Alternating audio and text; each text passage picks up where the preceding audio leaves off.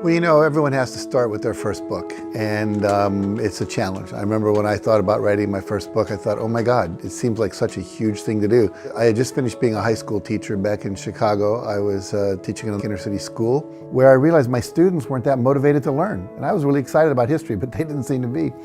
And at first I thought, well, maybe I'm not a great teacher.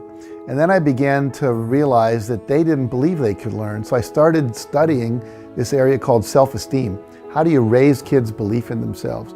And I started taking workshops. I read all the books I could get my hands on, but I never found the book that I wanted to buy. And someone once said to me, one of my professors, if you can't find the book you're looking for, it must be you're supposed to write it. And so I thought, well, maybe I am. And so I sat down and I wrote a book on 100 ways to enhance self-esteem in the classroom. And that book, which was a book for teachers, went on to sell 400,000 copies. And literally it absolutely changed my career. I don't think there's anything simple about writing a book. You got to deal with a lot of obstacles. First of all, you're taking time away from your family, your wife, your children. There's the self-doubt you have to confront. I mean, I can't tell you how many times I sit there and going like, does this really read well? Is anyone really going to care about this? Am I wasting my time? But I had such a passion. I wanted to get this message out, and I just was, whatever it took, I was going to do it.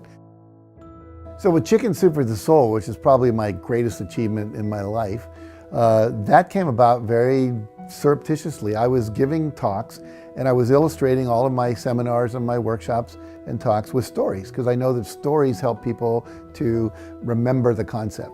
So I started writing down, what are the stories I know? And I came up with like 71, something like that. I thought, wow, there's enough for a book. Once you've written a book, and it could take, anywhere from 6 months to a year to write it, then you got to sell it. And with Chicken Soup for the Soul, it's kind of a classic story now, but we were rejected over the course of a year and more by 144 publishers. They said, people don't read short stories, it's a stupid title, it's not sexy, it's not edgy. And if we'd given up after 100, I'd not be sitting here today. And that's led now to 225 books with over 500 million copies sold in 47 languages around the world. Absolutely changed my life.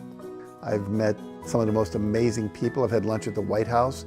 I've met Bill Clinton, I've met George Bush, I've met the king of several countries, I've met presidents of countries, I've met the guys who started Google. So it's given me ability to influence, to get into government, to make a difference in politics, to have a lot of things. But the most important thing it does, and those are all wonderful perks, prestige and power and profits and the big P's.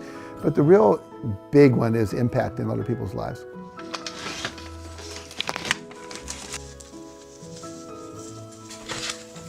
So what I have here is, these are just letters and cards thanking me for everything from books I've written to seminars I've created.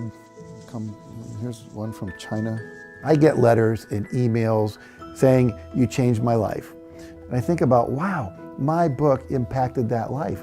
And literally thousands and thousands of stories of people who've started businesses, written their books, and to know that thousands of people around the world have better lives because of what I chose to write, that's the payoff. So at this stage of my career, what I've decided to do is to really focus a lot of my energy on helping other authors get their message out and become best-selling authors as well. And as I thought about that, I said, well, who do I know that's been in my career that's helped me?